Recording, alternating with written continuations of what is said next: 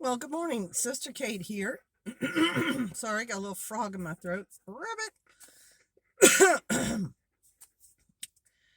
Kind of along the line of the videos I've shot recently about history and so on is the concept of the other.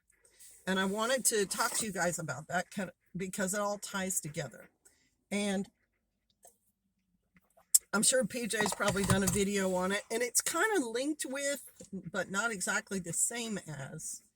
Um, he's standing right there.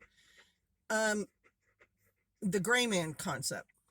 So, in war, when your country is starting to gear up for war, one of the ways to get people to overcome their natural dislike of killing another human being, because we naturally don't want to do that.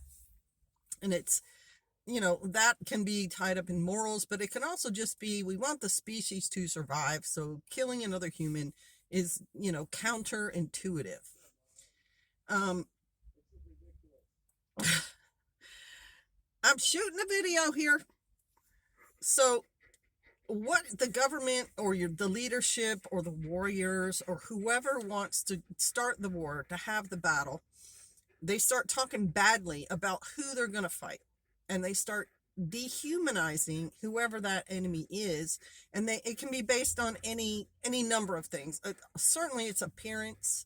If the people that they're fighting against look a lot different than the people who are going to start the fight, and it can be, their clothing, the way they put, mud or paint or whatever on their face. If they are vastly different, it's easy to paint them as strange, weird, bad, different, right? So that's one way of doing it, to portray the other. Then the other thing, at least one other thing that you can do to further that, is to then talk about the differences as far as verbal, how they act, what they do. They sleep all day. Isn't that so strange? They drink a red drink and we drink a purple drink. Isn't that so strange? And to begin to cultivate in their own people a dislike for the ones they're going to end up fighting. And so you see that throughout history over and over and over and over and over and over again. And it's a buildup, something that if you're paying attention, you will start to notice. And I'm going to give you an example. The Japanese in World War II started to portray their enemies as pigs or dogs, which was something they did not, it's repugnant to them. Leaves a bad taste in their mouth. They don't like dogs and pigs. But it also makes your opponent seem less than human and therefore easier for you to attack.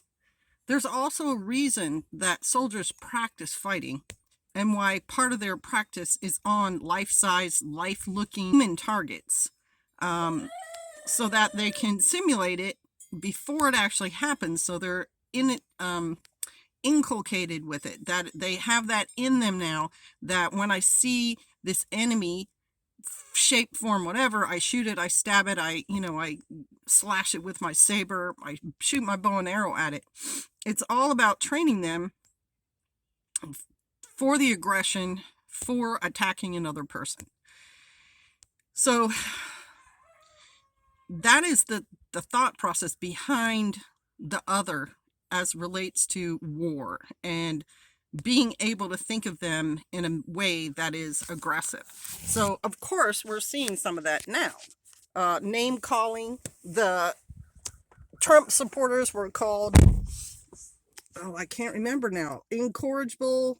The word horrible and terrible have been used for conservatives online, those horrible conservatives, and then painting conservatives lying about conservatives, saying they just want to kill anyone different from them.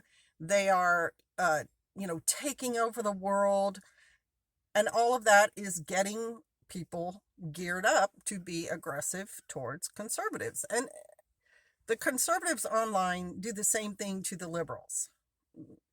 It's just a thing, right? It's an opposition thing. It's a competition thing. But then there's a reality in the middle where common sense lives, and intelligence, and, systems put in place to make life better, not worse.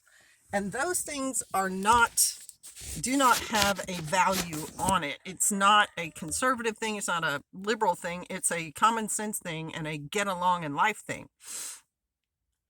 And that's how you judge the behavior of the other group. And there is a standard. There is an evil and a good. And one of the things that we're seeing now is evil is being called good and good is being called evil. Now, this is, something that's foretold of, should not be a surprise, but it's pretty galling to watch. It's it's upsetting, but it's more than that. It's more a gut level, that's just wrong kind of thing. And so where this and the gray man intersect is this.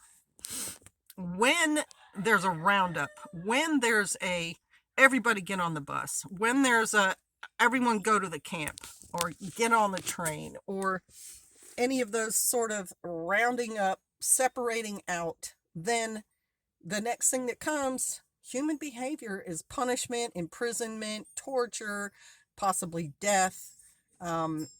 Again, a historical precedent set. It's enacted in time over and over and over again. Very seldom is there also mercy or kindness or just a not self-serving. So how do you say that?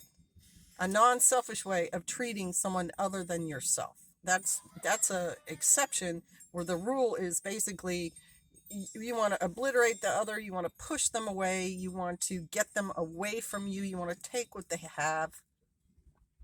Societal norms, imperialism, all that, colonialism, that's all that's tied up together. So the gray man thing is one way to avoid being rounded up. The gray man thing is you blend in, you don't stick out. You're not the guy in the front with a placard and some sort of symbol and a Molotov cocktail or stone throwing or whatever. You're not that guy in the front doing those things, because whoever the booted stormtroopers are for whichever group you're opposing are going to single that guy out, and they're going to go for him first. The gray man's not even at that activity. The gray man is trying to be as invisible as he can be, and also have his exit plan, so he's not part of the great big roundup. And so that is something for you all to think about right there. Okay, y'all, thank you. Bless you.